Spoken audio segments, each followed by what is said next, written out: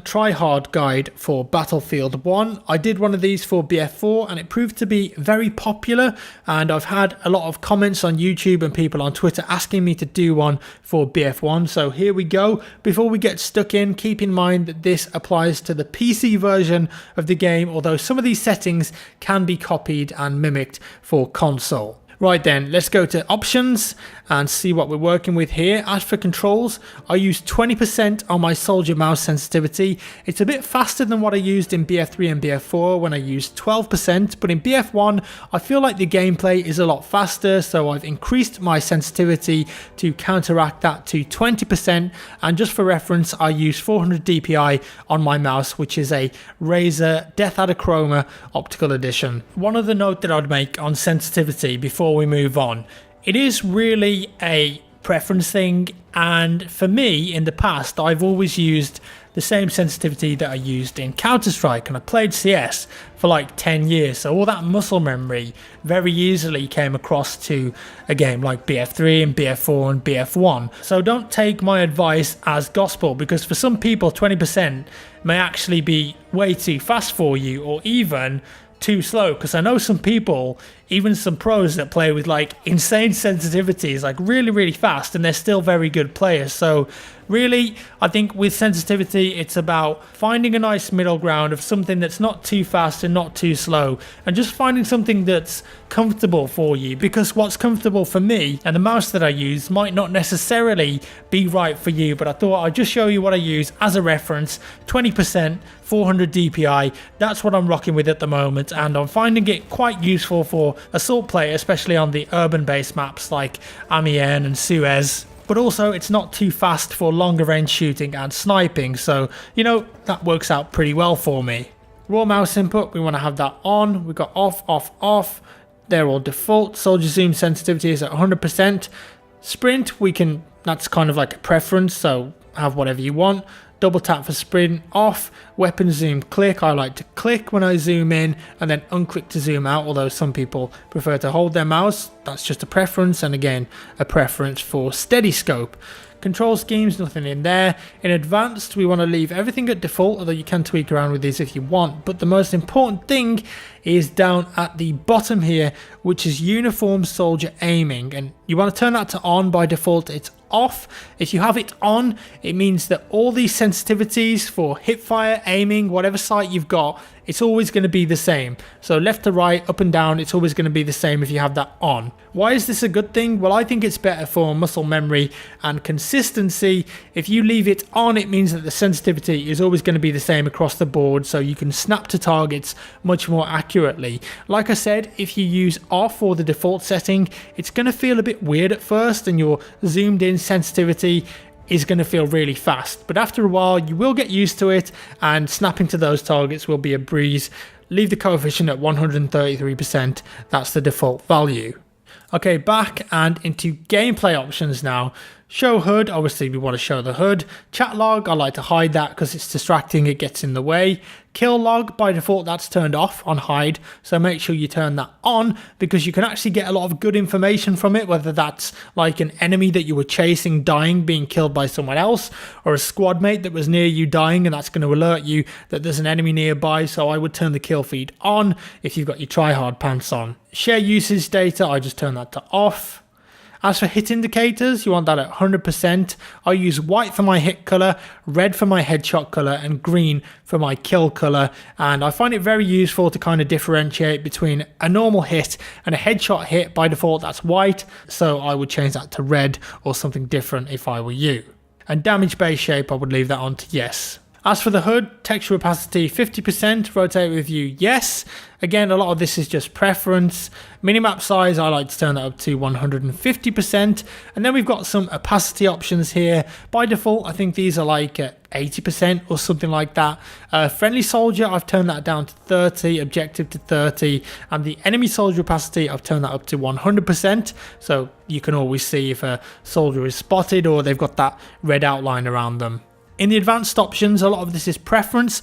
Auto leaning, some people like it off, some people like it on, but I do find that it's not really getting in the way in BF1, and you can actually use it to your advantage if you're just leaning out of the corner, kind of only exposing a bit of your body rather than completely sidestepping all the way. So I like to have that option and leave that on. Same for auto peek, auto deploy on the parachute as well. Reload hint, you can turn that off or on. I like to have it on. Hint system, I hide that because don't really need hints because I know a lot about the game already. Performance graph, hide. This one I would leave on because if anything happens like crazy in your game and you're recording, you can then upload that to YouTube, send it to DICE and EA, and they can see if there's anything going on with the game, like your connection or another problem, because those little things that come up in the corner of the screen here, I think it's over here actually, give some information as to what's gone wrong, and that can be very helpful with fixing bugs or helping to improve the game. We go back now into the audio options, master volume 100%, music, I turn that completely off, output configuration stereo, sound preset headphones because I'm using headphones. You can have all the Dolby stuff if you want, but I think that's more for like console in a cinema theatre room. Voice language English, my team speaks my language. Now I like to turn this on, by default it's off. If you want immersion I would leave it off because then the Ottoman soldiers will speak Turkish, the German soldiers will speak German, English and American soldiers will speak English but in their accents. If you leave it on you'll tend to always have whatever you've set here, so that's English, so that means that you're going to get an American voiceover. I think it's an American voiceover for whatever team you're playing as. Game announcer voice, I think that's preference, but I turn mine off. Voiceover, leave that on. If your squad mates want to speak to you, you can adjust the volume there, and subtitles off. Video options, now we've got a lot of important stuff in here. Full screen mode, obviously that's the monitor that you're using. Now I'd be playing at the native resolution of your monitor, and obviously if you've got a high frequency monitor like 144 Hz or 165 Hz, make sure that you've got that set there because you're going to get a really smooth gaming experience, especially if you're getting 144 or more frames. Brightness, by default it's 50%. I wouldn't put this all the way to 100 because it looks really washed out. 50 is the default like I said, but I would go around with somewhere kind of in the middle, which means that those darker areas are going to be a bit brighter and you might be able to spot enemies a bit easier. Vertical sync, turn that off. Field of view, I like to play with horizontal 90, and the same for the field of view in third person for vehicles. So if you're in a tank, you can spot a lot of people that are around you, maybe like an assault player that's creeping up on you with dynamite or an AT grenade. You might not have spotted them if that was at a lower value. ADS field of view is a bit more complicated, but essentially it works like this. The default field of view in the game is around 55, and most players will change this to anywhere between 80 to 110. If you leave ADS field of view off, when you aim down the sights the game will massively zoom in because it's not taking into account your new field of view and is instead using the default of 55, which looks very zoomed in. If you turn this to on, then it takes into account your new FOV setting when you aim. Some people may like having it zoomed in like that, but it really makes the game quite jarring in my opinion, and if you're used to playing BF4, you'll want to have this set to on to make it feel a bit more normal and natural. Motion blur, turn that all the way off. Weapon depth of field off. If you have it on, it creates that horrible blurry effect when you aim down the sight. And colorblind mode, obviously that's if you're colorblind. Some people who aren't colorblind actually like to turn it on because they like the different colors, but I leave it off. In advanced settings, DX12 enabled, I turn that off even though I've got DX12 graphics cards. There's been a lot of tests recently that shown in like 99% of cases DX11 will give you better performance. Resolution scale 100%, UI scale factor 50%, GPU memory restriction, by default that's on, and I think if you turn it off on some graphics cards you're going to actually get a more consistent or better frame rates.